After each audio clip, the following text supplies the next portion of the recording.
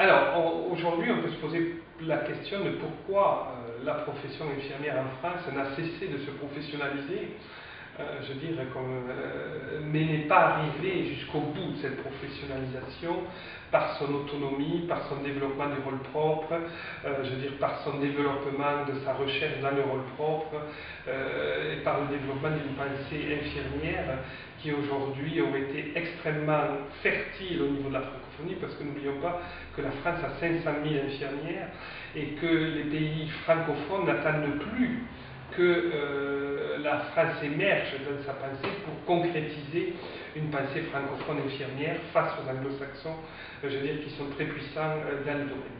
Alors, lorsqu'on retrace l'histoire, on se rend compte qu'il y a plusieurs phénomènes qui peuvent interroger aujourd'hui la profession infirmière en France et qui peuvent nous donner quelques éclairages, sur le sujet.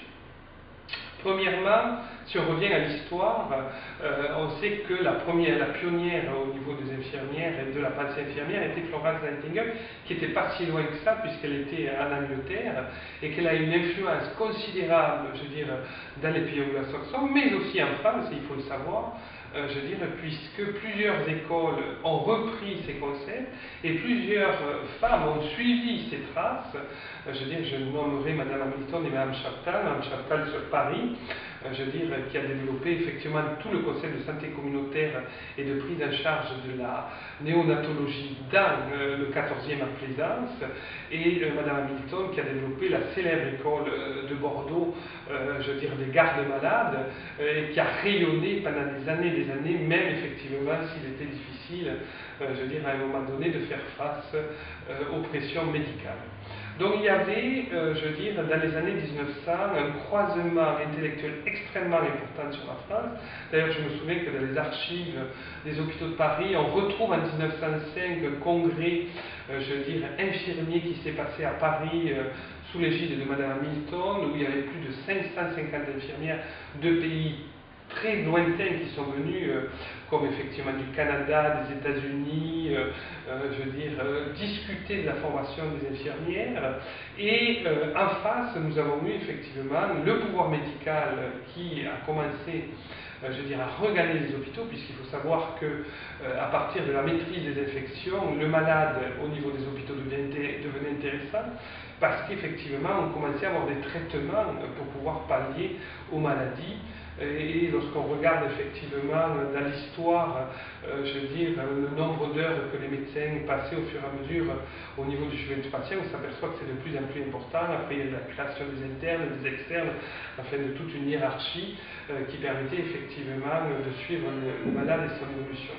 C'est l'époque où finalement, on a eu des grands premiers cliniciens qui ont commencé à décrire les pathologies et qui ont commencé à classifier un petit peu ces pathologies, et il leur fallait déjà qui permettent de surveiller les patients en permanence, parce qu'ils ne pouvaient être pas 24 heures sur 24 au chevet des patients. Il fallait créer quelque chose, un intermédiaire, qui les renseigne sur ce qui se passe, et ces premiers intermédiaires, ça a été les infirmières qui ont été effectivement ces auxiliaires, et tout est parti effectivement des hôpitaux de Paris. Et les premières écoles sous l'égide du docteur Bourneville ont pris naissance, une à la Salpêtrière, une à Bicêtre, l'école donc des femmes à la Salpêtrière, l'école des hommes à Bicêtre, et ils ont commencé effectivement à former des infirmières auxiliaires médicales, contrairement, à tout ce que l'Europe était tentée de développer. D'ailleurs, la première école historique, laïque, qui a été développée au niveau francophone, n'oublions pas, c'est l'école La Source à Lausanne, qui a la première développé des programmes infirmiers selon l'inspiration de Florence Nightingale, avec le développement, effectivement, d'une pensée infirmière autonome, et qui aujourd'hui ne cesse de se développer dans ce domaine-là. Donc, malgré l'influence de tout ça, le pouvoir médical était tellement important qu'ils ont décidé, au niveau de l'Assemblée nationale, puisque n'oublions pas qu'à l'époque, 40% des médecins étaient des députés, donc on voit aussi l'impact de la profession lorsqu'elle a un engagement politique, et on pourra questionner aussi les infirmières et la politique, puisque je veux dire, ça aussi c'est une cause de non-développement de la profession, et ce manque d'entrée en politique des infirmières. Donc ils ont décidé en 1936 de formaliser un programme pour toute la France. Paris décide pour toute la France, alors qu'il y avait d'autres systèmes qui se mettaient en place, de développer effectivement la formation d'infirmières auxiliaires médicales telle que Bourneville l'avait conçue. Donc effectivement, contrairement à l'ensemble des pays européens et des pays anglo-saxons, la France a décidé à un moment donné de ce choix. Il y a d'autres phénomènes qui peuvent l'expliquer aussi. Il y a aussi la culture religieuse. Je veux dire, la France était un pays catholique et l'accès à la connaissance de la femme dans un pays catholique est très réduite au seul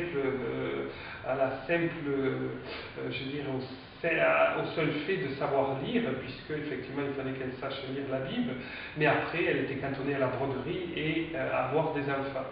Contrairement dans les pays, où la culture religieuse était plus axée sur le protestantisme, où là l'accès de la femme à la connaissance était extrêmement important, et donc on voit Florence Nightingale d'ailleurs, qui était de culture protestante, qui est allée, développer ses connaissances en mathématiques, pour après transférer ses connaissances donc au niveau des soins infirmiers, et les premières études épidémiologiques qu'elle a menées sur le champ de bataille de Scutari a permis effectivement de montrer, un certain nombre de règles d'hygiène qui après ont été développées au niveau international. Donc cette culture catholique de la France n'a pas laissé effectivement à la femme cette opportunité de développer la connaissance, mais a sacralisé l'homme comme le seul porteur de la connaissance. On voit aussi très bien, comment effectivement les femmes, même dans la médecine, ont eu du mal à rentrer dans le sérail. Et je citerai le livre de Madame Santoussi, qui décrit un petit peu, les difficultés des femmes savantes dans le domaine. Ça, c'est aussi un phénomène. D'ailleurs, les écoles Bourneville, contrairement aux écoles Nightingale, recrutaient, les infirmières dans les basses classes, tandis que, effectivement, les écoles Nightingale recrutaient les infirmières dans la bourgeoisie, comme les médecins, puisqu'elles étaient leurs égales et elles avaient chacun une mission bien particulière. Un troisième phénomène qui peut être relevé, c'est le système de formation. Le système de formation qu'a choisi la France est un système élitiste, c'est-à-dire que l'on a déterminé quels étaient les savoirs prioritaires. Et toute université avait trois facultés, prioritaires: la faculté de théologie, la faculté de droit, la faculté de médecine.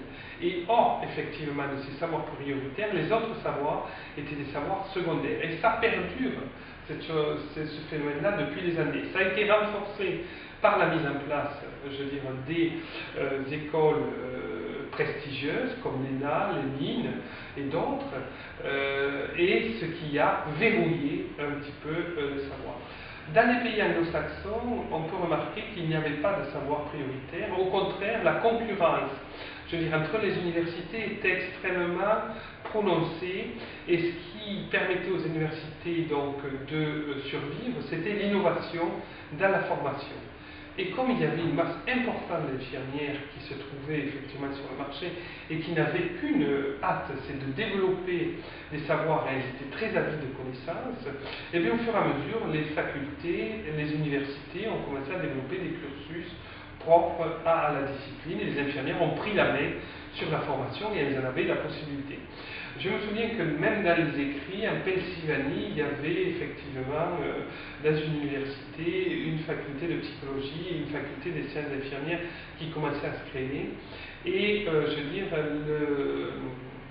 l'université devait faire des choix à un moment donné économiques. Ils ont regardé entre la faculté de psychologie et la faculté des sciences infirmières celle qui allait rester prioritaire, et vu le nombre d'étudiants, vu l'opportunité du bassin de développement, ça a été la faculté des sciences infirmières qui est restée, et la faculté de psychologie a été rattachée effectivement à d'autres facultés. Ce qui se ferait très rarement en France, Je veux dire, déjà, on a du mal, je veux dire, à développer un département des sciences infirmières. Imaginez une faculté des sciences infirmières avec une doyenne. Je veux dire, c'est un rêve en France. Je crois qu'on n'est pas prêt de voir, alors que ça serait le minimum, je veux dire, que l'on pourrait accorder à 500 000 infirmières, je veux dire, qu'elles aient leur lieu de production de savoir et de développement. Voilà un peu aujourd'hui pourquoi, je veux dire, on en est là. Et puis on manque d'opportunisme, on manque d'infirmières qui ont une vision politique, on manque d'intellectuels à la profession. Et malheureusement, les pauvres intellectuels de la profession en ont été un petit peu rejetés, voire chassés, voire déniés, voire dénigrés. Je veux dire, parce qu'ils annonçaient des choses, ils avaient une vision politique, ils avaient une vision de demain qui ne correspondait pas à la zone de confort que la profession aujourd'hui s'est faite. Et cette zone de confort a fait que, au lieu d'avancer aujourd'hui, je veux dire, eh bien, elle a régressé. Parce qu'effectivement, si on fait hier pour aujourd'hui, c'est comme si on régresse parce que demain est aujourd'hui.